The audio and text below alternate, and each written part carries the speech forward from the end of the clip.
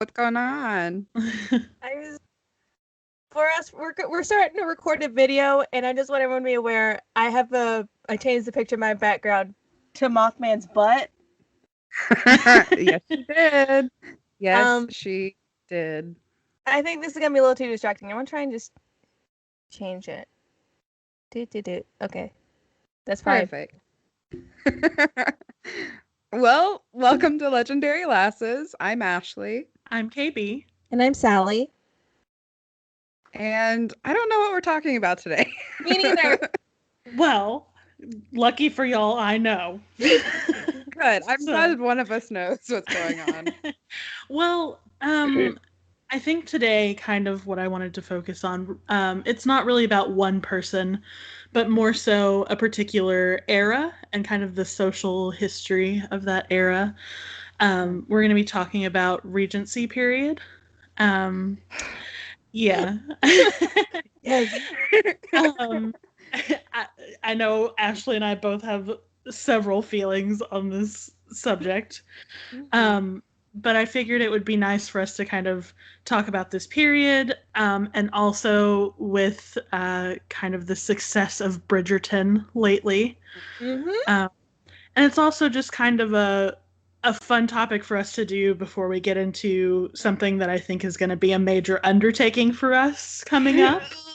I know. Excited, nervous, but yeah. We started research and my brain is already fried. Yeah, but I've already cried twice because I'm nervous and excited. So yeah, I thought something fun for this week, kind of before we get into all of that, would be good. So I actually don't have as many like hard notes like here's the stuff. I figure this one's maybe more going to be just sort of a talking about big ideas and big trends and that sort of thing. So yeah, cool. Yeah, I love a good topic episode because then we can just kind of go off a little bit. Yeah. But just to give a little background before we get started, to talking about some things. Regency, it's part of the Georgian period, which lasted through most of the 1700s and then into the 1830s. So that's the kind of larger Georgian period. Regency specifically is from probably about 1811 to like 1820 something. So the later part of that period. It's called Regency period because at the time King George III becomes too ill to do his kingly duties. So his son becomes the Prince Regent and he's kind of running the country. So it's called Regency because he's the regent. So that's just a little bit of background. Most people, what they know of this period comes from Jane Austen. That's kind of the period we're working with. And where we get into, like, more recently, we're talking about Bridgerton, is sort of set during spicy Jane Austen. Yes, spicy. And that is kind of one of the things I wanted to talk about today is the fact that Bridgerton we think of as like it's scandalous and spicy and modern and all this stuff, but part of it, my question is it really? Like there's some things that are not exactly historically accurate, and I think that's costumes. Fine. Yeah, things like that. Oh my god, don't get me started. Don't get me started. They're great costumes. They're just not historic. And I think there's a question of like things don't necessarily have to be historically accurate in order to convey sort of a mood or an intention. So while, Bridgerton is not strictly historically accurate in those areas, and for me, I noticed the costumes less, I think, than I noticed things like lighting, just because from my theater background, that's sort of what I did most of my design in, was lighting and that sort of thing. And so I noticed those things that I was like, how would they have done this in 1815, or whatever. So, that's kind of what I noticed more. But also, there's some things that I think people would probably regard as not historically accurate that actually probably are pretty accurate to the time. Mm. Um, namely, all the spiciness. Um, I like that we've agreed on this is the term we're using. yeah. Okay, great. The Yeah. spiciness. Uh-huh. Yeah. I Um, mean, can we talk about Sense and Sensibility? Because there is like a hint that some spiciness happened in one of those characters' backgrounds. yes. Well, and I think that's the thing with the difference between Jane Austen and like Bridgerton, I think is one of class. Mm. Because Jane Austen, for the most part, is dealing with the gentry, who are sort of like this middle class, not really lords and ladies, but they still own property and are fairly, they're people of means, or at least Mm. had been in the recent past with Yeah. some of them. But Bridgerton is much more about the aristocracy, which is governed by a completely different rule set. Mhm. so, so that's one of the things that I did want to address today is the differences in morality between the classes, because it's very like at Yeah. this point is starkly different. Um, Very. Yeah. because I mean, you talk about lower classes, people just like normal, random people in town. Lower classes, there's not as much of a, I guess, stigma around um, sex before marriage and things like that. For that particular class group, it was fairly common for a woman to already be pregnant when she was getting married, Mm. because they've sort of already been living together, and that was sort of the norm. Um, Mm. Women of lower classes generally know a lot more about sex because of that. Um, and then you get up into like the gentry and aristocracy. There's sort of a requirement of a woman being naive about sex. Mm. It's sort of And a necessary. requirement for a man to be pretty knowledgeable, I would say. Experienced. Yeah, Yes. experienced. Yeah. That's the nice word, experienced. Um, yeah. Well, and part of that is women, and I think it has to do with questions of lineage Mm. mostly, because, of course, during this time, you can't really test a baby to see whose it is.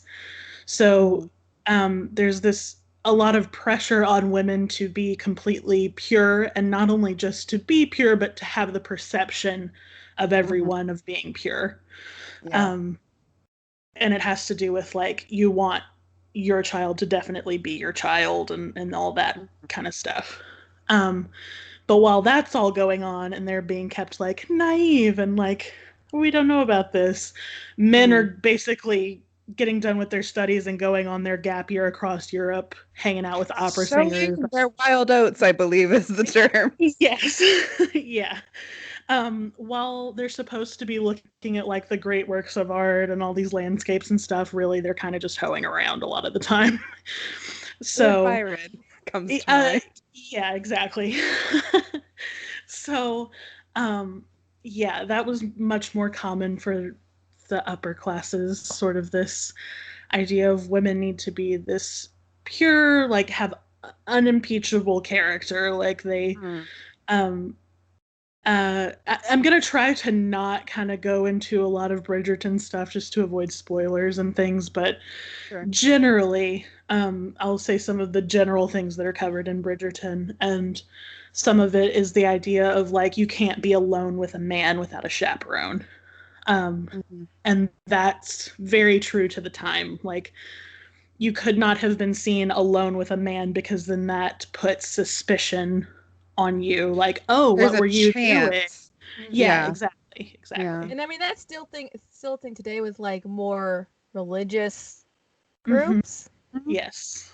So it's Oh yeah, still yeah. I definitely had a group of friends growing up that uh talked about dating and forms of courtship and would generally always have group dates or chaperoned dates. Yeah. So like that's still very much a real thing in some Yeah.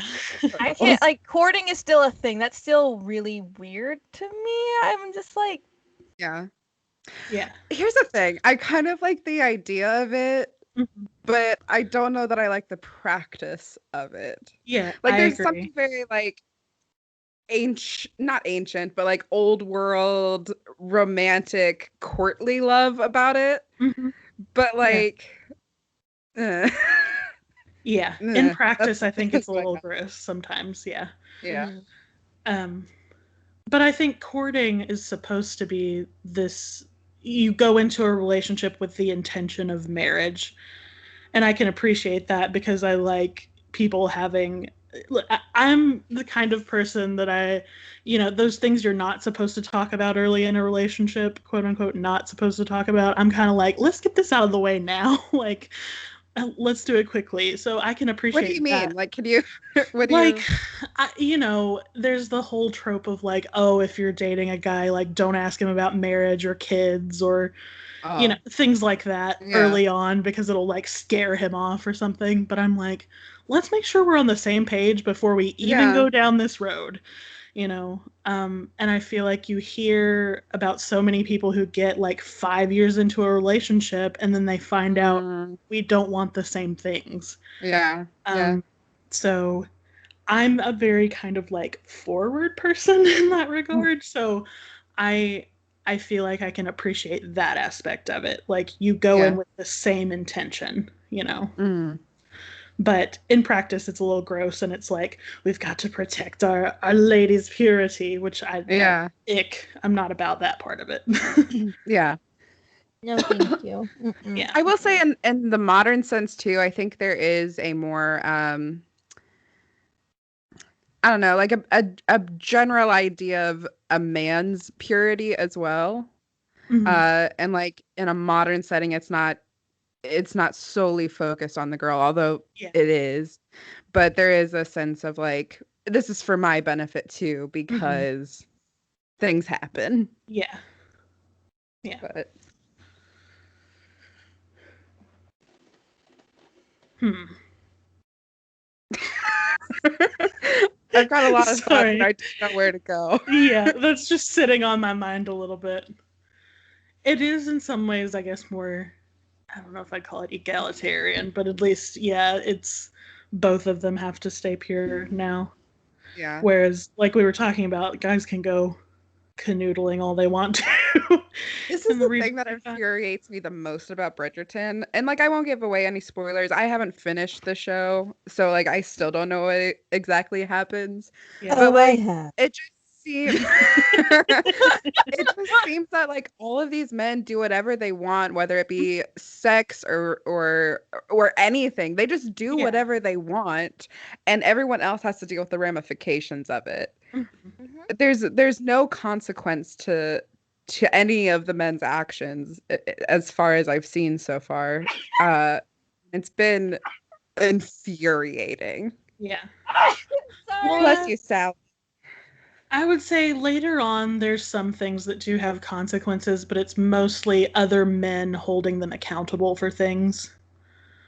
Yeah. Like, there's not really I don't know, a concerted effort. Like the police don't come and arrest anybody, you know what I mean? But Yeah. other men will hold men accountable for what they do, most of the time to their female relatives. So, there It just is, seems that like even if you're of a certain class, I'll say there are no consequences because even right. if okay, here's the thing.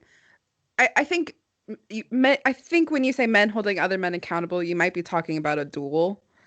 And duels are very actualized at this time. Mhm. And I just feel like even then in this class, they're more than likely to do it just for the tradition of it and the show of Mhm. it rather than it being any actual consequence. Mm. And Yeah. I don't like I who's holding them accountable? Yeah. Like nobody really. 'Cause I feel like they could take advantage of any vice in the world, and they're just like, yeah, whatever. It's not my problem. Well, I think it's very much, and this gets into sort of another major theme of Bridgerton. It's sort of a court of public opinion thing. Because Very even though, theatrical. yeah, it's kind of like you can have your vices quietly, but as soon as it becomes the subject of scandal, then it's sort of everyone sort of turns on you or knows what you're doing, you know? And there is an instance of that. Kind of, I'm trying to remember around what episode it happens, but there is an instance of that where a man is sort of doing something that is untoward, and it gets printed in the scandal sheet that is basically the entire basis of Bridgerton is based around this Whistledown. Lady Whistledown, yes. So yeah, we do see that happening. There's sort of Can I ask you a question about Bridgerton without having you spoil anything? Okay, I'll try. Yes. It's a yes or no question. Okay. Do we ever find out who Lady Whistledown is? Yes. Yes. You can, like, toward the end, like, you'll figure out, like, you'll put the pieces together. I kind of, like, put it together. I was like, oh, you're Whistledown. I guessed it. I see the person it is. I kind of early on was like, I'm wondering if it's her. Same. And then there were some things that pointed to okay, maybe not. Yeah. But it's yeah. Okay. I'm gonna but you ask do you find off out air if I'm right. Okay. But yeah, and so that's another big element of this time is the scandal sheets, which was something else I wanted to talk about. This is a real thing. It's not fiction. This person writing under a pseudonym who's talking about everyone. This is a very real component of Regency society. The one thing that is a little bit different is generally people were not named outright. So it wouldn't be like Miss Daphne Bridgerton was seen doing whatever, you know what I mean? It would be like a certain eldest daughter of this of Lord B was doing whatever. It's very kind of veiled, or they use initials a lot of the time, but sort of everyone knows what they're talking about and who they're talking about. So that is the one, I guess, biggest difference. Lady Whistledown does say people's names outright. Which I feel like for a TV show is probably easier to follow because it's that background narration on exposition. So like, okay, I can give it that. Yeah. But like the scandal sheets were horrifying. Yeah. Like you could be doing something entirely innocent. If someone else saw you do something that even had the little speck of dust of maybe they're not being good. Yeah. Like your whole life could be ruined if you were like middle to upper class. Yeah. Yeah. Listen, if I was middle to upper class, like they'd be like, I'd be all in them sheets. They'd be like, this fucking weirdo doing what? God knows what? Why though? I will say, I think Sally and I having a really chaotic, neutral vibe about us would do really well at this time. Yeah. We'd be the ones like starting those sheets, just like those gossip sheets. We'd be like, this bitch here, this is what she's been fucking doing, and then we'll spread a bunch of shit. We'd be really good at this time. Yeah. But isn't oh, sorry, go ahead. Oh, just there is the vibe of like it's got to be someone in society because they know far too much, you know. So it is someone like attending these balls because there's records of things like where they record who danced with who and when. So it's definitely someone like who was there or has access to that information. Yeah. Yeah. So it's sort of interesting, the tattling. Yeah, I love the tattling. Yeah. That's what it is. They're kids on a playground tattling. Yeah. It wasn't. I think this might have been linked to Sense and Sensibility as well. So I apologize if that's the only book I talk about today. But the Dashwoods are named in Jane Austen's book, and I feel like I recall something about her purposefully using that name because it had been in Scandal Sheets, and it was in Scandal Sheets because it was linked to the Hellfire Club. Yes. One of their patriarchs. Yeah. So that's another thing, is all this vice that we see is very much going on in reality during Jane Austen's time. And she comments on it quite a lot. And not, with the Dashwoods, that's part of it. But also we see that difference in class going on, because there's very few members of the aristocracy in Jane Austen books. Most of the characters we see are members of the gentry. But all the characters we see who are aristocracy, with the exception of maybe one, have many vices. So you get like Lady Catherine de Bourgh in Pride and Prejudice, who is, she's a lot. So that's one example. We also get in Persuasion, the Elliots are members of the nobility, with the exception of Anne.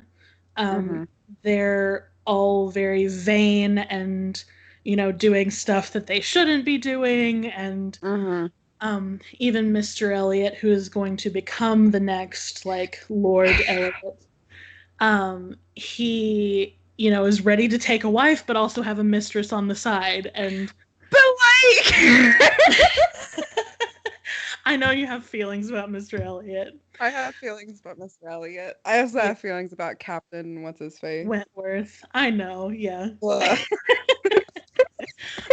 I think Jane Austen's... Well, and I think a couple of her brothers were in the Navy. So she has sort of a very high view of what the English Navy was and naval officers. And sort of a low view, you can tell, of anyone who's even remotely aristocratic. Yeah. We also see the one that people are not as familiar with generally is Lady Susan. And Lady Susan is kind of my favorite. And I hate really that it's amazing. Yeah, it did get made. There was a version of it. I think they called it Love and Friendship or something. With Kate Beckinsale. Yes, and I haven't seen it, but I love Lady Susan. It's pretty good. It's pretty good. I wouldn't say it's like Lady Susan. You can tell she's based off Lady Susan. Yeah. But it's good. Yeah. But Lady Susan also is an aristocratic character, and she is deliciously misbehaving, is what I'll call it. I want to be Lady Susan. With all of her vices. She's kind of the worst, but in the best way. Oh, that sounds great. Yeah, it's very different from... She's had her whole life, and she's what is it, widowed now? Yes, she's widowed, and cavorting around with some married man. And she's trying to get her daughter married off, and she is also trying to find Mr. Lady Susan number 2. So, yeah, so that's what's kind of going on in that. But yeah, there's this idea of the gentry are so, moral, and they keep all of these. There's a sense of they're very concerned with their morals, which they aren't always, but Jane Austen, I think, is biased, of course, because she is a member of the gentry. But and the idea that the aristocracy is very corrupt, or that they have several vices, that's kind of for several reasons. Some societal, which is there's the idea of, especially for women, once you're married, you have at least 2 heirs, so you have your heir and then a spare. Yeah, heir and a spare. It's a thing. Once you do that, you're sort of free to do whatever you like.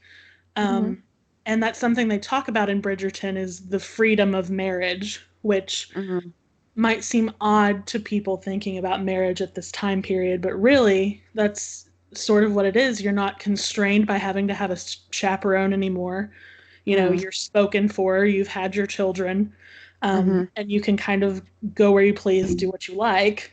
You know, within sort of some boundaries. Like you can't just go, you can't just go completely ham and do everything, you know. I mean, you can, it just be frowned upon. Yeah.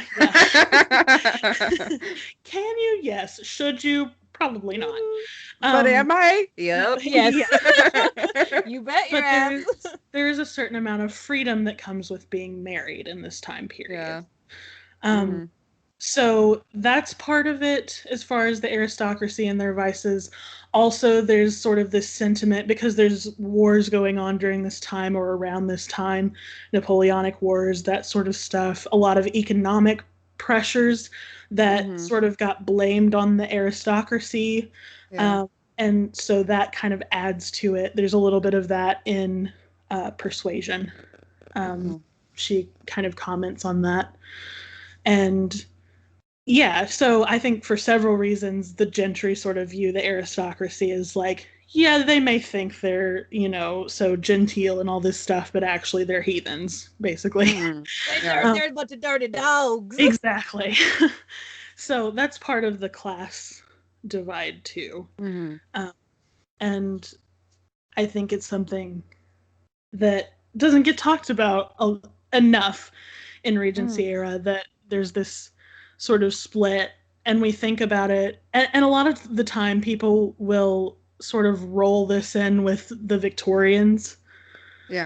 And start kind of doing separate spheres stuff.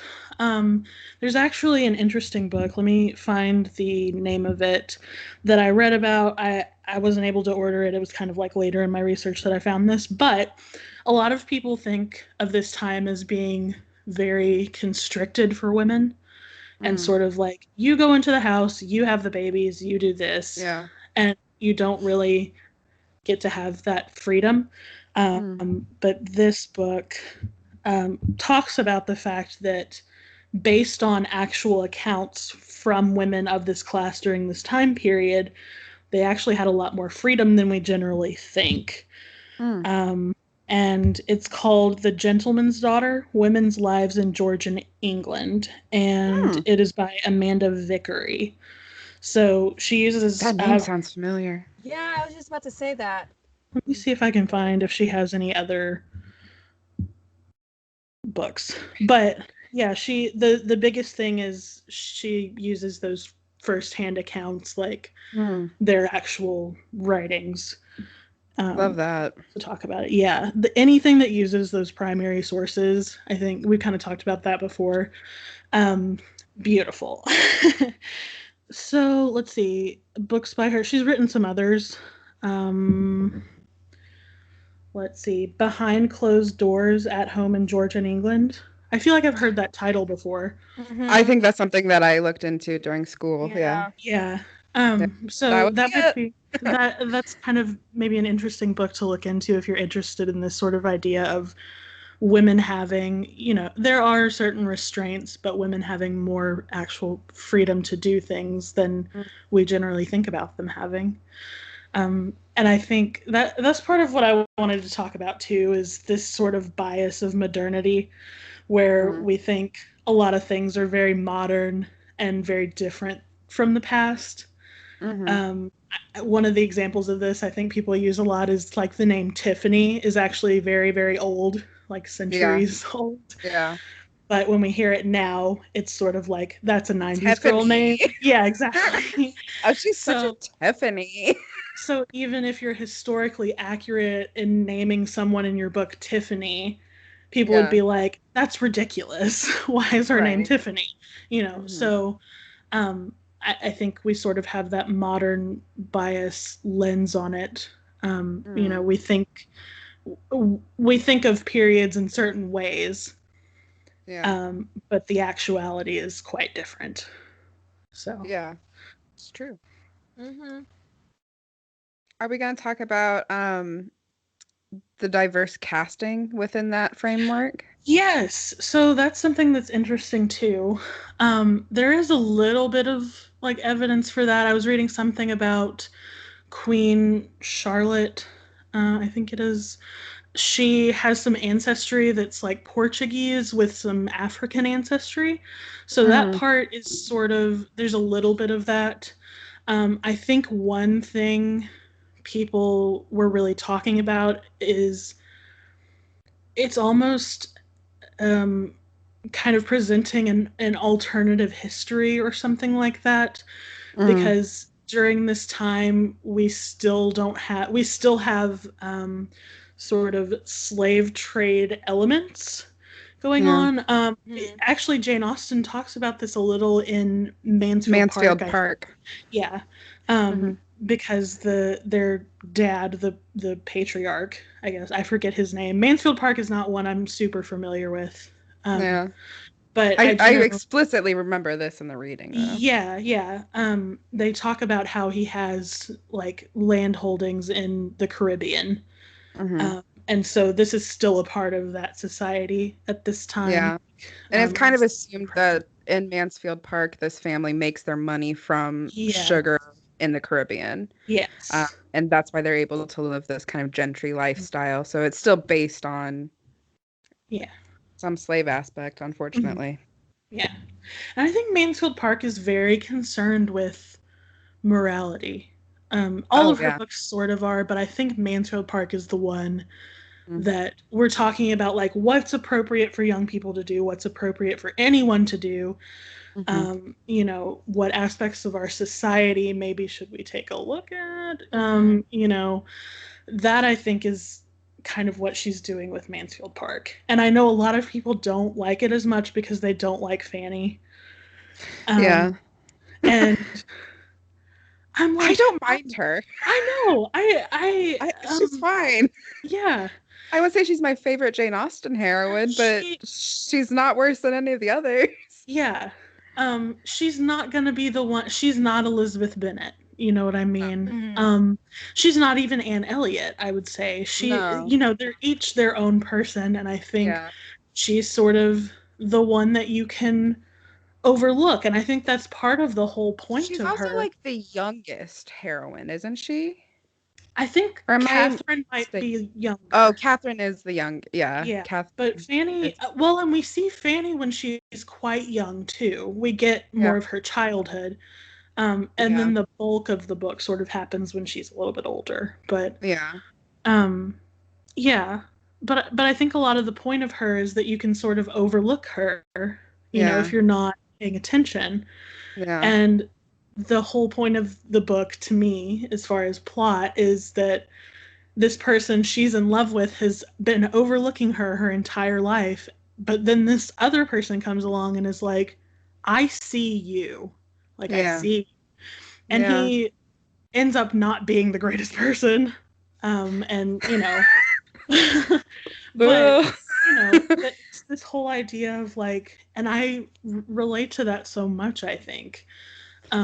This, like, you're not going to be the person in the room that someone looks over and is like, I have to talk to her, you know, like, I'm very much, I don't think that person. I'm not a Daphne Bridgerton. No, I'm not. No, I'm not either. I am probably a Featherington, quite honestly. Like, I'd give anything to be Penelope, though. She's so cute. Yeah. But I know what you mean, though. Like, and I that being like looked over, it feels very modern as well. That like, but it's not. It's like it's just that's how people are, and like I think that's why I don't particularly like Mansfield Park, is because it seems a little bit too real for me. So I'm like, I'm gonna go read Northanger Abbey again and pretend that I'm Catherine running around this castle in a Gothic tale. Yeah, I think there's a lot to relate to in a lot of them, but particularly her. She seemed to me to be like the ordinary girl, you know. Yeah, she is. Yeah. I've got a lot of thoughts and I don't know where I'm going. Yeah. My brain is cycling right now. Hold on. Yeah. I might watch Mansfield Park today now. Or you could finish watching Bridgerton. I could finish watching Bridgerton. That's true. I feel like I was going to ask you something about, you were talking about women's like freedom. Okay, two thoughts. I'll tell you both and then you take us where you want to go. Okay. So my first thought about like women's freedoms, not necessarily being in their own sphere, but this idea of women's language. Yeah. That is, I don't know what other word to use, but counterculture to the patriarchy. Mm-hmm. Yeah. It's probably not the right way to phrase that. And then my second thought is novel reading and women's freedom at this time. Yes. So, okay. Yeah. Okay. So, where do you want to go? I guess let's, my brain just went whoosh, whoosh, whoosh. I know, I'm so sorry. That's what my brain was doing. So, women's language, I guess let's talk about that, because that's something that Lady Susan addresses a lot too, I think. Because like even that I'm like 3 episodes into Bridgerton right now, I feel like we've seen a lot of it. For sure, yeah. And I think there's like a derogatory sort of connotation with women's language. And sort of thinking like, oh, they only think about silly concerns and it's, all this stuff. But actually because women at this time have to work in networks.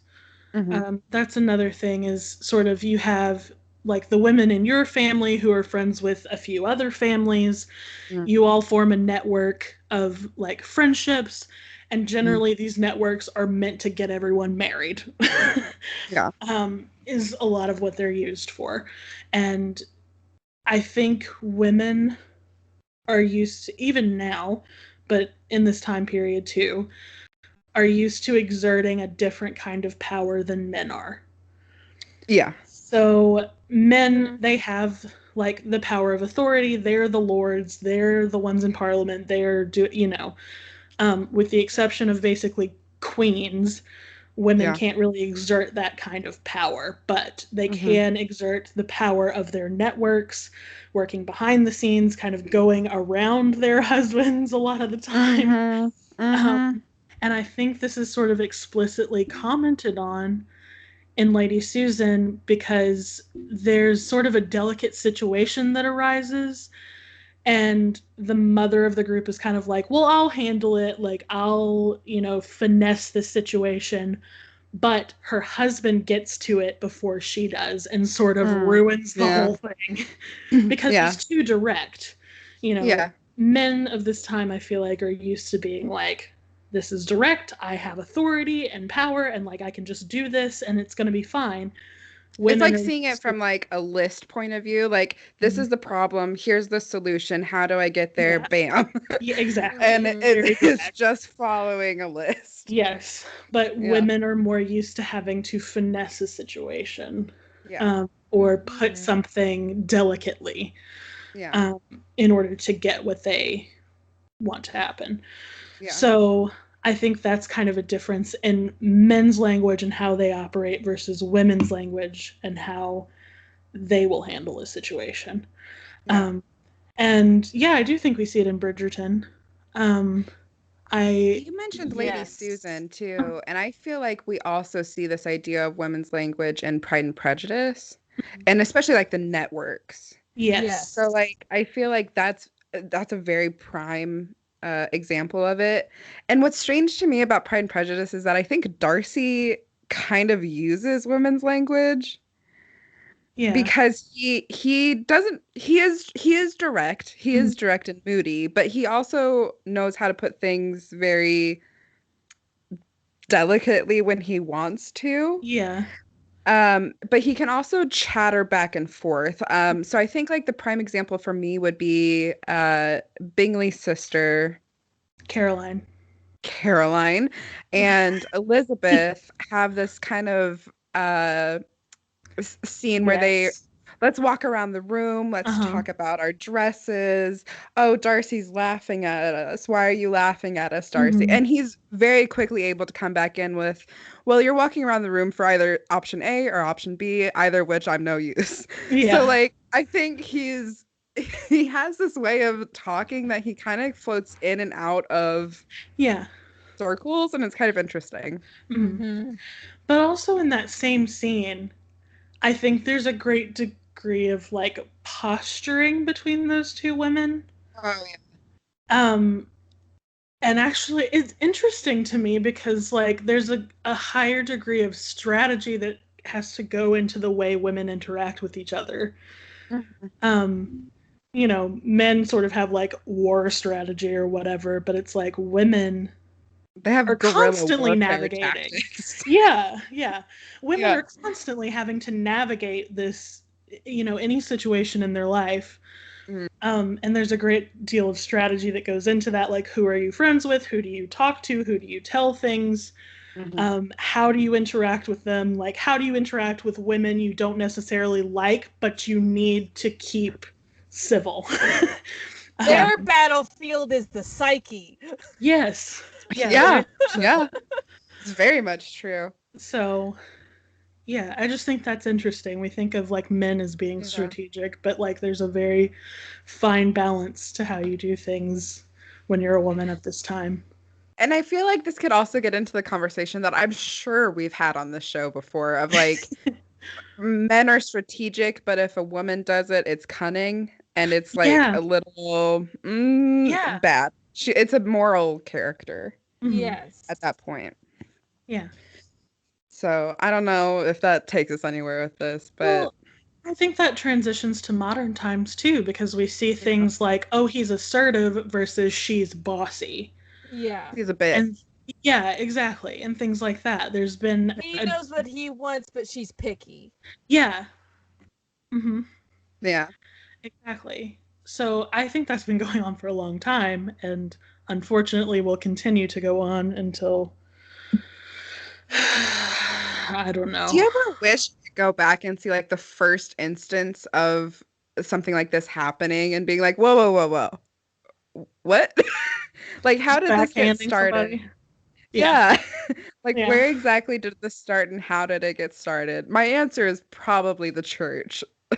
But that's what I immediately go to. I mean, well, and I think it's different times for different places, different people. But definitely the church, I think, has a lot to do with it in Western society. Yeah. Yeah, I think back to like, because there's evidence that, you know, there were women priests early on in Christianity and women disciples and all of this, and you know, evidence that Mary Magdalene played a much larger role than we give her credit for. And then we get to sort of when we're putting together our official Bible, and all of a sudden it's like, oh no, not women. Women are evil. Like, yeah. So back in the day when we were first getting started, I'm going to say it was probably around the Lilith episode. So like episode 4-ish, 14 maybe. I'm somewhere around there. I started looking into Mary Magdalene. And I also started looking into another biblical character that I can't remember right now. And I had to stop. I'm sorry? Was it Susanna? It may have been Susanna, but that may have been more research for Artemisia. I had to stop because I found myself getting into this rabbit hole of like, here's what happened when the Bible was put together and who decided it. And here are the books that weren't included that also tell us some history. And then I had to be like, I'm just going to talk about Lilith and mythology, and I'm not going to get into this. Because it's so, like, it's a beast to tackle. And, like, it's a lot. It reminds me of, like, I don't know if y'all ever watched this, but The Secret of Nim. Do you remember that? Okay, it's like when the crow Jeremy gets tangled up in all the yarn. That's dealing with I was that crow. Yeah. You do have a very similar energy to that crow sometimes. And just a little bit Jeremy, you know? Yeah, I don't know if that's a compliment or a bad. It is. Yes. I fucking love that crow. I'm sorry for saying the F word, but oh man, I have feelings about that crow. I'm going to have to go watch a clip of this movie because I haven't seen it in forever. So once I watch a clip of Jeremy, then I'll be like, okay, Katie. He means the best always. He's like, I'm going to help you all the time. But he kind of sometimes gets distracted, which I think all of us do. We're just like, but what about this over here? And yeah, that's very... I think if there's I have no idea what you're talking about. That never happens on this show. We're very direct on this show. Yes. If there's a mascot for us, I think it might be Jeremy. Jeremy. Yeah. Yeah. That's fair. Gosh. How did we get here? I don't know. See, case in point. What were we talking about before? Biblical things. You were saying, yeah. And I don't know. I was gonna somehow relate that back to women's language, but I don't remember now. I got stuck on being called a crow. But also that's very on brand for you, I feel like. Yes. The Corvids. You have named 3 crows over by your apartment. They're always here. Alan, by the way, has now taken on Saturday mornings to sit atop my fireplace and crow into it. So it echoes down the fireplace and into my living room. And Alan is the loudest one. Okay, can we talk, though, about how their names are Edgar, Allan, and Poe? Yeah, we didn't mention that. Obviously it was. Obviously that was going to be their names. How could you not? There was 3 crows. Uh-huh. Well, you were talking about Alan, which is the most normal name of any of them. Yeah. You know, the one that you were like, yeah. So I had to point out their names are Edgar, Allan, and Poe. Harry and Rick. I just realized that I was talking about it like it was just a normal thing everybody does.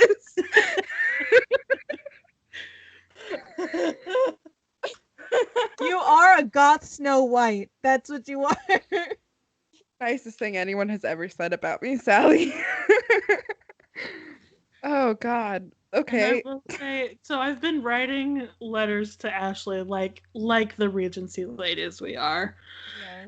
And I do have plans for a gothic Victorian velvet kind of theme for you eventually. So yeah. I'm so excited. It's gonna take me a bit. I'm gathering materials, but I have to order more stamps, actually. I think I just ran out. So, but we were also going to talk about women's freedom and novel reading. Yeah. So I feel like probably Northanger Abbey is the Jane Austen book that talks about this. So novel reading is sort of... There's doubts about whether it's good for young ladies to be reading novels at this time. I haven't read Northanger Abbey. I have a copy. I'm going to send it to you. It has my notes in it. Can't do it. It's amazing. It's a great book. But I think there's this idea that Gothic novels are very popular at the time that kind of even Bridgerton is taking place. But there's a sense of spiciness and maybe a little bit too much emotional torment and trauma that it's thought to be misleading of young ladies, and good young ladies shouldn't be reading such things. Mm-hmm. The Mystery of Udolpho. Reading them romance novels. Yeah, yeah. The Mystery of Udolpho is very like I think probably the one that's used as an example the most because it's very like young girl travels to a foreign country where there's a mysterious person who's a little bit shady and maybe there's a monster in the corridors. Like it's very running through the hallways in your chiffon gown. Yeah. It's very it's it's a lot. So what's happening in Northanger Abbey is it's centered on Catherine Morland, who is a reader and has read Mysteries of Udolpho, and she makes friends with these people. They live in this abbey, and when she goes to visit them, she's like thinking she's in some gothic story or something, and Which yeah. he does nothing to help dissuade. I know. I love Mr. Tinsley. He's my favorite. I love him so much. But like she's running around this castle and he's like, "Oh, maybe there is something in there." And, "Oh, my mother died tragically, but I can't tell you anymore." It's like, what are you doing? What the Not make the heck? best. Like he likes to say that he's, like so smart and together and whatever, but it's like you encouraged this. Yeah, he sounds like a 100%. And then butthead. gets mad at her for it, which is like a whole other thing we have to deal with emotionally when I think about Mr. Tinsley. But I just Well, like, cause I don't know. His father is kind of monstrous, but for different reasons. Like he wouldn't go so far as to like kill somebody, but I know his brother is Captain Tilney is his brother, and then Captain Tilney is also the father. They're both captains. Right. Okay, yeah. That's right. That's why I was confused. I was like, wait, that's the brother. Who's the father? Yeah. But yeah. Oh, maybe it's General Tilney. Oh yeah, no. I think it's like hired something. He has it's some rank. Yeah. But it's like perfect Jane Austen brother split because it's Captain Tilney for for Queen and Country, and the Mr. Tilney who's gonna be for God, who's gonna be a priest, and it's just like, okay, yeah. He's studying to be a vicar or something, and his brother is like canoodling. I forget exactly what I think it's Isabella, who's supposed to marry Catherine's brother. Isn't that runs the thing? off with Captain Tilney. That's right. Yes. It's very scandalous. Yeah. So yeah, but mostly I think Northanger Abbey has to do with well, and you, I think, wrote about this. It's really about women's education and what they know. I feel like, because Catherine, when she starts out, is so naive. And, I don't know that she completely... She learns more about the world by reading. And not that that is correct, what she's reading is true about the world, but it's what she knows about it. So it's her first time in society. She's also starting to read more.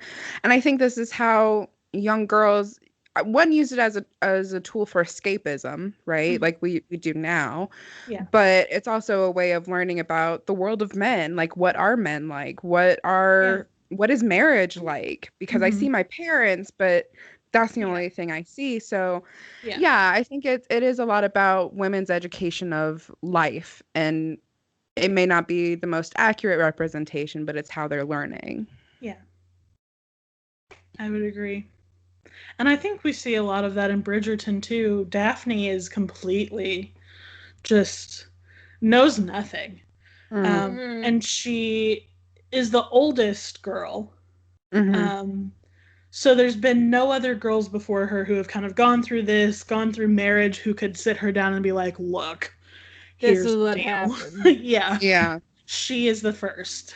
And so she has this added layer of like extra being naive about anything, because her mother kind of like, that's just not a conversation that would have been had really. So I and feel like we where see more like where. Oh, sorry. Go ahead. Oh, I was just gonna say where we see like a class divide again, and this is like a minor spoil. It doesn't really spoil anything, but like a minor detail. She learns from someone who is of a lower class than her. She has to ask someone. Oh, Yes. So not a about the huge spiciness. about spiciness. Yes, very very spicy. That's an awkward conversation first. Yeah.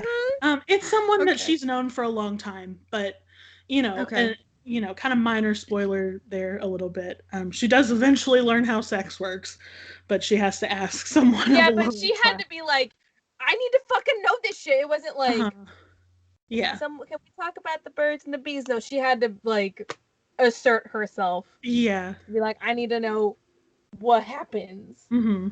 Gosh. Yeah. So, because I mean, bless her heart, this poor girl. I had parents who didn't really talk to me about it at all, and I feel like I was naive for a long time. And so I can relate to that somewhat, but just to have like I guess I was aware that there were people around me who knew, and I could have found out if I wanted to. Yeah. But to feel like you are sort of alone, I think would be an added layer of like, no, none of your friends know either, Yeah. That's sort of an added layer of like, we have no idea what's going to happen to us. Yeah. There's a degree of like uncertainty. Like there's excitement in Bridgerton, but also a great degree of uncertainty and fear that comes along with it, that I think is also true to the time based on accounts we have of like women are very conscious that like marriage is a wonderful thing for them. It gives them these freedoms. It gives them a life companion, but also like you could die in childbirth. Yeah. I think it's I feel like they also know that like marriage is good for them because they'll have children as well. Yeah. But like not knowing how your children come about is like a strange aspect of this. Yeah. So I think I think about if I were in that position and just the degree of uncertainty that comes with that. Yeah. Not really knowing how your life is going to proceed, knowing how it should proceed, how it's been planned to proceed since you were born, basically, but you don't know the steps to get to point B, basically. Yeah, exactly. Yeah. I think we do see a little bit more of like learning about the world through forms of writing. I think with like Eloise. I haven't seen her read too much. I mostly see her with a book or scribbling something. But she talks about wanting to be a writer quite a bit. And I think that's interesting that we see kind of I'm assuming she's the second oldest daughter. Yes. I'm still trying to figure out the family a little bit. Yeah. So they go in alphabetical order. It starts with Anthony, and then there's B, whoever he is, and then Colin, who's like low-key, and then face. Daphne, Eloise,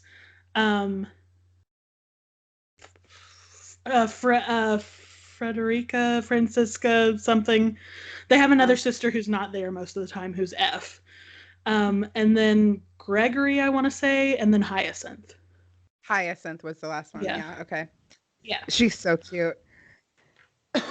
But yeah, I feel like with Eloise, we do see a little bit more of like, I think she thinks she knows a lot about the world. Maybe not so much the spiciness, but I think she has these very grand ideas of what her life could be, and should be, and it doesn't have to follow everyone's plan except her own.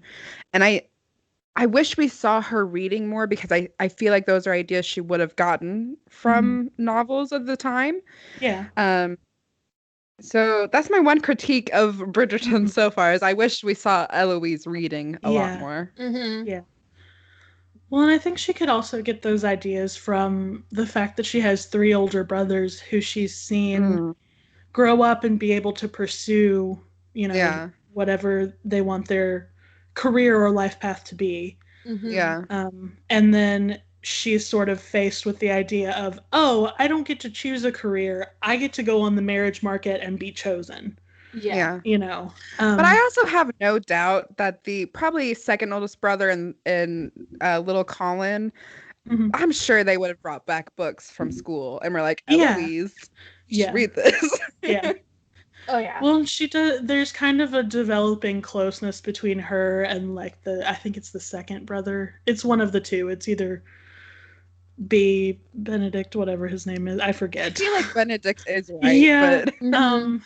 or it's either, I think it's him. Yeah. She kind of develops sort of a closeness with and can talk to about these things somewhat. And he sort of understands because he's the second brother. And, he's kind of like, I don't know what I want to be either. Like, this is, Well, I mean, because even as a second brother, his whole life could change in an instant if something happened to Anthony. Yes, exactly. That's why there's a spare and an heir. Like, if something happens to him. And Anthony, no offense to Anthony, but he needs to chill. Yeah, he's got a lot going on. He needs to chill a little bit. Yeah. So he's in an odd... Well, and you see it like with the royal family, even because Queen Elizabeth's father was a second son, and then his brother basically said, nah, I'm not going to be king. I'm going to go marry, this lady. I love her so much, but she's divorced and you hate her. Bye. And their entire life changed. Their entire outlook for their life changed because at that point, like Elizabeth and her sister were already born. And they were kind of like, yeah, we'll be royals like our grandparents or the king and queen or whatever, but like we're just going to live our country lifestyle and chill and it's going to be fine. And then all of a sudden it completely changes for them. Yeah. So, that's an odd position to be in, I think, being the second son. Yeah. My brain is circling. Yeah. I feel like I have a lot. Yeah. I know. I feel like I have more thoughts and opinions about things, but my brain is not landing on one. Yeah.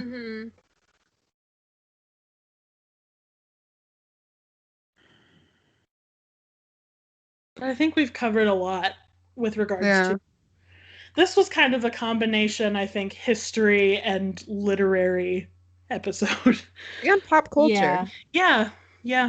So we combined a lot of things to talk about this. I don't know what we're going to name this episode. Regency. Sure. I'll come up with some alliteration. I love it. Yeah. Who doesn't love alliteration? I love alliteration.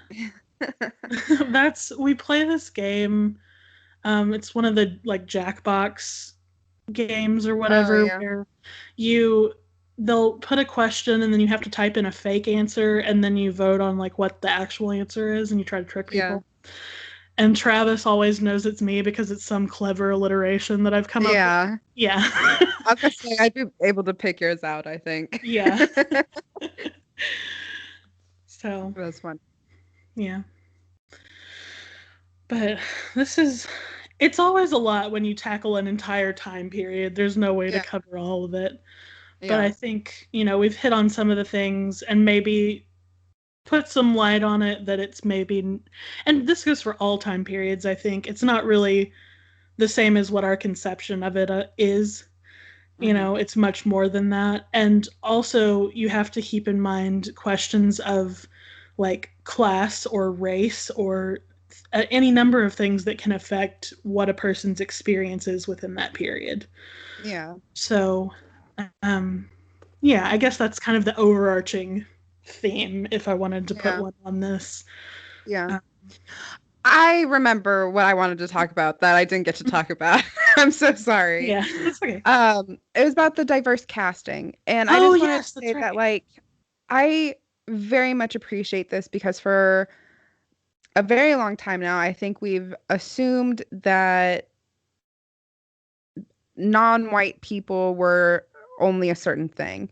Mm-hmm. And I think it's been very interesting as part of the history community seeing new research books being published. Ones that I'm specifically interested in about are there's a new book about Black Tudors of England, Mm-hmm. and I'm very interested in that. I think there was a movie called Belle a few years ago that was about a mixed race girl growing up in a kind of gentry Jane Mm-hmm. Austen style family. Yeah.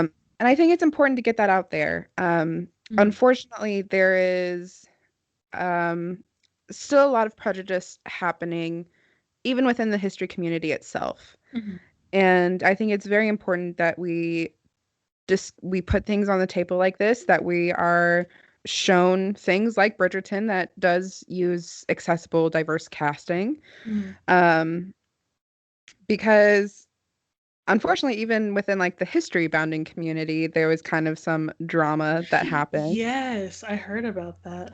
And it's very shocking to me Mm-hmm.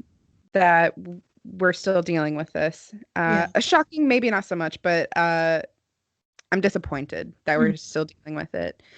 So, yeah, I mean, I think that's one of the reasons that Bridgerton has had such a big draw is Yeah. because Mm-hmm.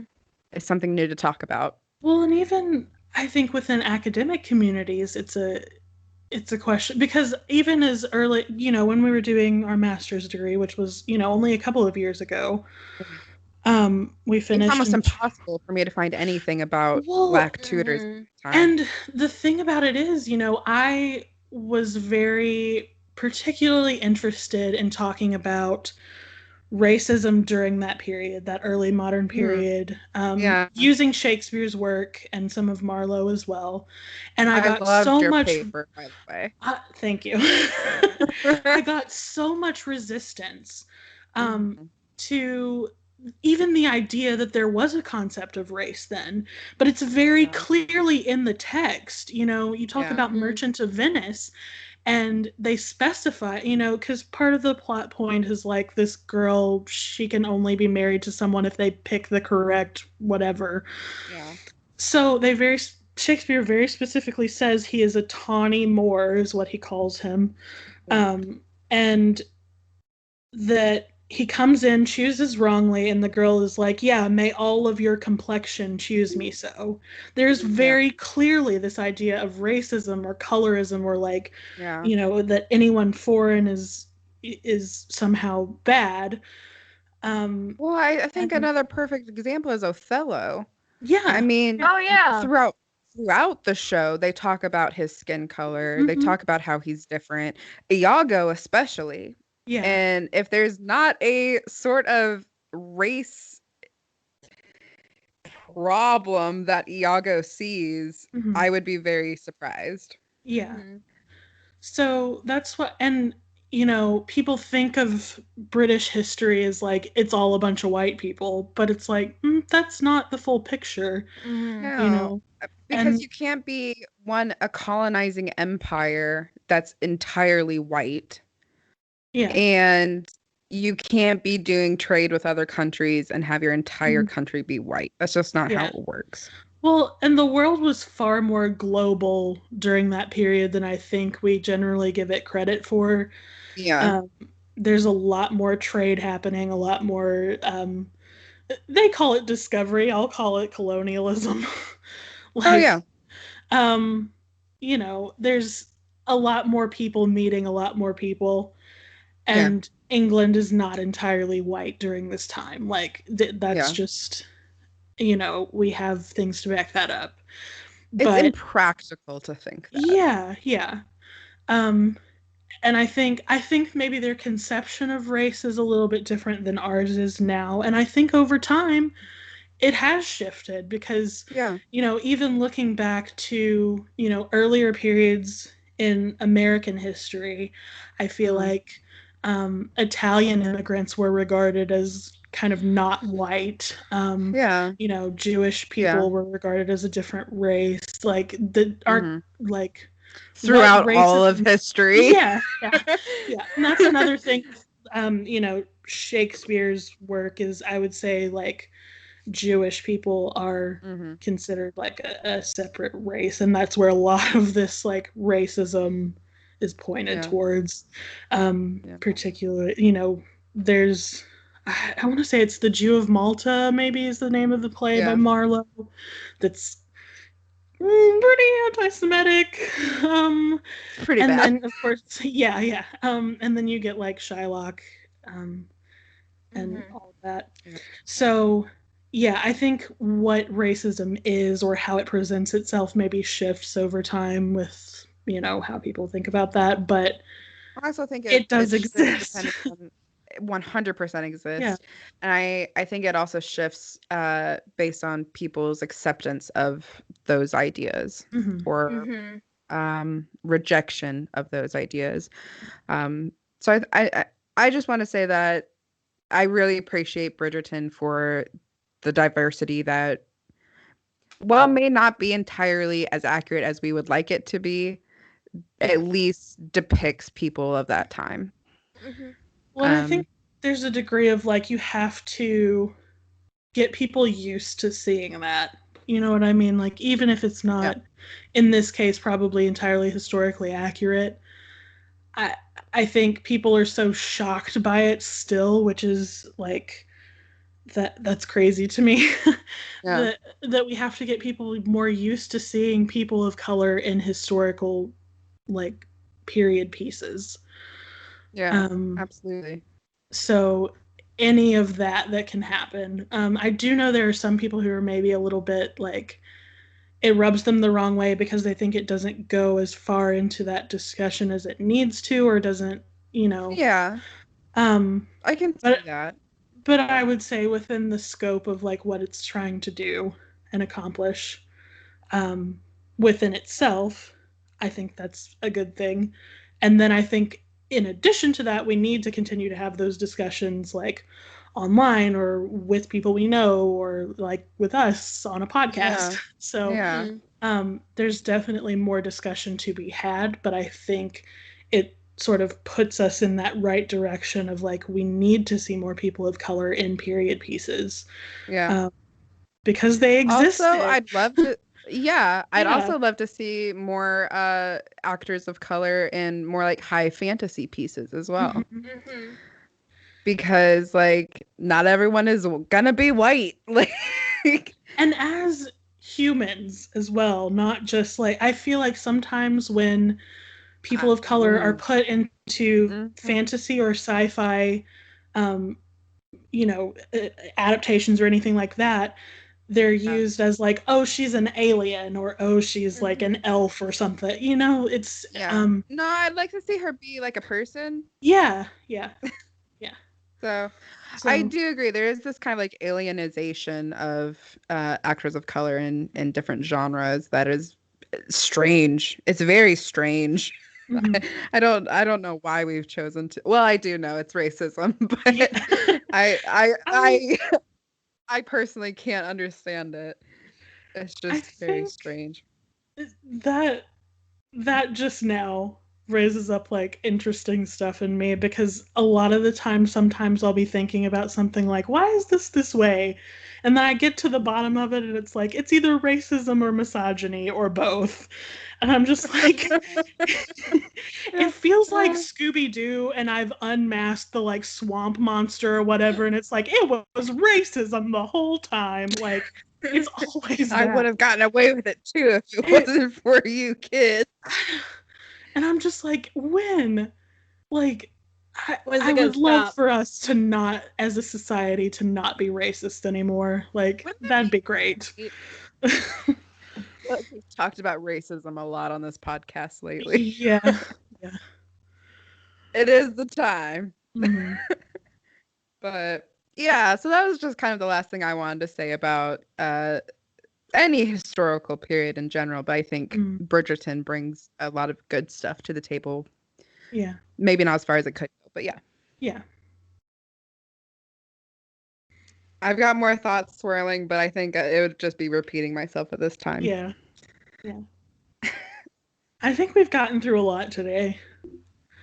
Yeah, my brain feels exhausted. But I like talking about these things because I feel like it's a mix of things we used to talk about, in a more scholarly setting, but we couldn't go this far there because there was a lot of walls up. Yeah, and Can I talk about how upset I was in my Jane Austen class? Yes. Can I talk about it? Ashley and I took a Jane Austen class together. I was fucking pissed the entire semester. God. Yeah. See, should I talk about this? I mean, maybe a little bit. I think it's worth talking about, like, there are definitely amazing parts of being in a master's program. And then there are some parts that you just kind of are like, I'll get through it. It's only 2 years. And I think it's just this one class, this one day. It's fine. Yeah. And I think for us, a lot of the problem was we were both theater majors going in. Sally, I know you did theater as well, so probably you can relate. There's a lot of, like, enthusiasm or emphasis on digging deep into things or following certain lines of inquiry. And then we got into a program that was more focused on the literary side of things. And it's just a very different way. Even though they claim to be a very, like, disciplinary study program. We went into a humanities program and focused more on the literary side of things. Yeah. But it was just a very different, like, I would say the students were a little bit different. It's a little bit different crowd that goes into literature versus theater. I think it's a little bit different crowd of anybody who goes on to graduate school as well. So there's that obstacle, and then there's trying to learn a new language. That's not entirely new because I think there are some terms that we share between literature and theater a lot. But there also does seem to be how do I put this? There also seems to be a stopping point in the line of inquiry, which I don't think there is in theater. Yeah. So I would get very frustrated when I would bring up a new point or say something that didn't quite agree with where the teacher wanted to take the class. And it became very frustrating to the point of I wasn't doing the work I should be. I graduated and it's fine. Yeah. But I think specifically, I'm very interested in the Regency idea of family duty and honor. And there's this idea of, like, okay, so Sense and Sensibility again, you guys. I'm so sorry. Yeah. There's the three main sisters. They have a half brother who would get passed down the family's estate and money. I had an inquiry of whether being a half brother would change his family duty at all in trying to take care of his sisters while also maintaining the family estate. I was told it didn't matter. But it does.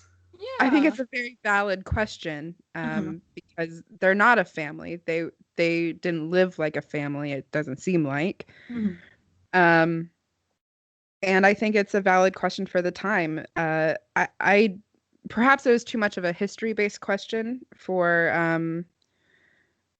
a professor who I don't think relied on historical critique of literature very much. Maybe she did. I don't know. I got very frustrated with her. I think it becomes a question of like audience perception at that point, because we have our certain conception of what family is now. So it's kind of a question of, did they read it differently then? Because which was if essentially my there's question. yeah, if there's a societal like if there's a gap in our understanding from a societal perspective, like we think of half siblings as family, they should have been, or whatever your own personal view on that is. Yeah.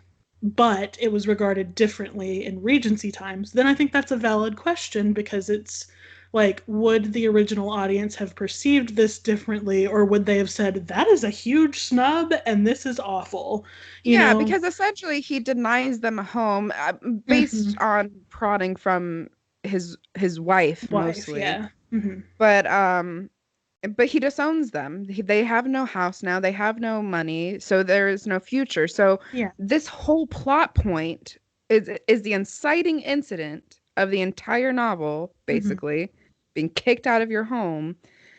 Is that audience the first audience reading that, like you said, is this something that they would have been shocked and horror about and felt more pity for the sisters? Or would they have said, oh, well, he's only a half brother, so sure. Yeah.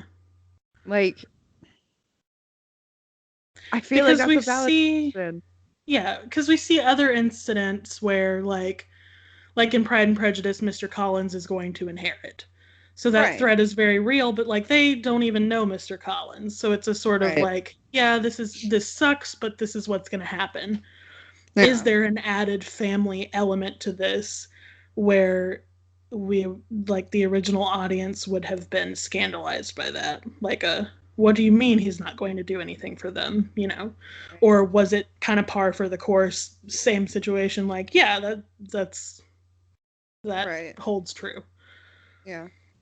So, yeah. I will say we did have some professors who were very good about letting the class steer the discussion wherever it was going to go. They had in general an idea of what we could discuss, but if we had other stuff, they just let it go. And I definitely I like those professors a lot. I appreciate what they do, because I feel like that's how we formatted this podcast a little bit. Yeah.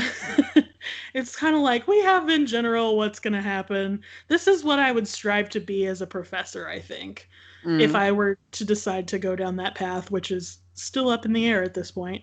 But, I feel I'm looking more and more into higher education as the days tick by.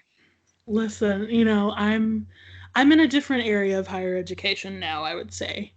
But I do enjoy it. I ultimately like working with students, So I know I'm going to be doing something, but whether I will be a professor or not is still sort of meh. We'll see. Yeah. But I think that's when learning occurs. If you sort of, especially at that level, like when you're in elementary school through high school, whatever, there needs to be a plan, because like you still haven't formed your own, maybe you have, but for the most part, you haven't formed your own sort of like, I want to learn about this and I'm going to be disciplined and do it. But at this level, I feel like there's certain things we're interested in or want to look further into, and should be sort of, there should be a little bit of allowing the class to shape what's being talked about. Yeah. So.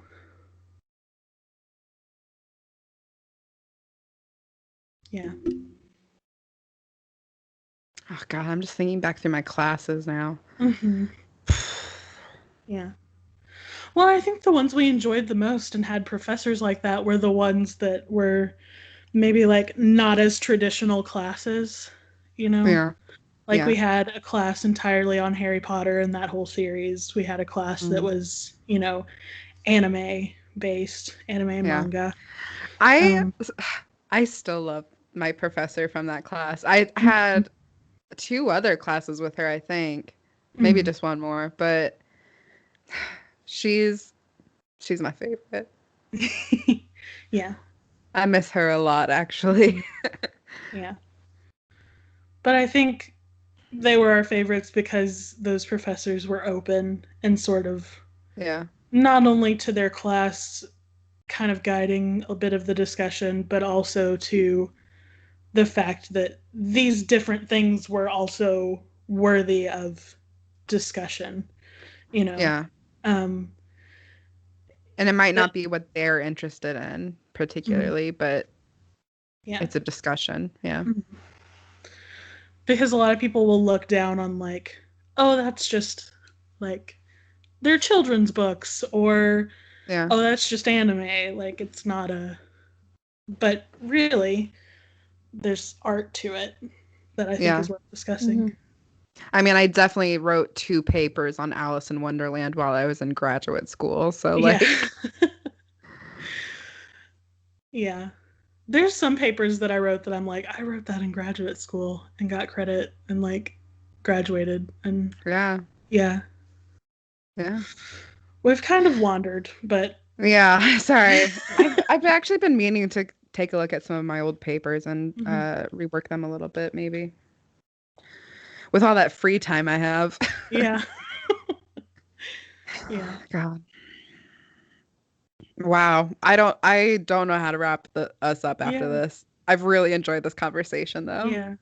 Thank you. It's been good. I think, you know, a good sort of general history, working in literature, pop culture, that sort of stuff, before we get into the gauntlet in front of us. Do we want to tease anything? No tease. They're gonna have to join us next week to find out. Are we gonna come up with like? I've had friends that like listen to the podcast. They're like, "What's gonna happen?" I was like, "I can't tell you. I'm not gonna tell you what's gonna happen." Nope. Yeah. Okay. So just know it's something we've been looking forward to doing. Also scared to do. Yeah. But it's gonna be quite an undertaking. But I think something I just realized. Okay, I don't think they're in view. Okay. I just realized I had the stack of books over here and was like, no. But I haven't seen them, so I didn't. Right. Yeah. Whew. But yeah, so I thought this was a good episode before we get into all that. So and I'm glad we got to talk about some kind of major topics. I think with history in general and all of that. So it was a good conversation. I think. Yeah. Thank you, KB. Yeah. That's good. Yeah. And thank you for anyone still listening. Yeah, that too. So I guess let's wrap this up. Yes, thank you all very much for listening. You know, we're just sort of here talking. We would do this anyway without people listening to us, I think, but we do this anyway. Yeah. So thank you guys so much for listening. Be sure to keep in contact with us. We do have our email address, legendarylasses@gmail.com. We also have several social media platforms. We've got our Instagram, Twitter, Facebook, where we kind of give you guys updates, where you can get in touch with us. Let's see, what else? If you do feel so inclined, you can donate to our podcast at anchor.fm/legendarylasses, I think it is. Yes. Can I also ask a question to our audience about this? Yeah. Would you guys be not more inclined, but feel safer doing a donation of sorts on another site like Buy Me a Coffee or Patreon, rather than donating through Anchor? I'd like to know what everyone thinks. That's been something that we've been kind of talking about as well. So if you have preferences on that, please let us know, because we're looking into that as well. But any donations go directly to the podcast, so it will go towards things like books, any kind of research, stuff like that, to improve our podcast, to be able to give you guys even better content. Maybe this money does not go to snacks. We pay for snacks out of our own money. Yeah, we do. But if you want to send us any snacks. Yeah, that's especially if they're themed to what we've been talking about. Or just regular snacks. Yeah. Either regular one. Snacks? We'll take all snacks. Let's It's see. gonna What be a else? t-shirt. We'll take all snacks. What else do we have going on? We do have our website. That I don't think has been updated. I need to get onto that. It's not updated, but it's still there. So, hopefully soon Yeah, it'll I be haven't. To updated. be honest, I've not had time to look at it, so I Yeah, have no no. idea what condition it's in. Yeah. As far as we know, it's still there. Let us know if it's an island off wandering through the World Wide Web. The I don't. ether. Yeah. Um. Let's see. Anything else that we need to talk about? I feel like you hit it all. Yeah. Okay. Yeah. Stuck the We're dismount. getting back Well, into the not yet. groove. Yeah. So, all right, everyone. Go out, make waves, change history, and stay legendary. And kick some ass. Thank you, guys. Thanks, Thanks, guys. guys. I guess I High should five stop the and recording on the video, huh? Maybe.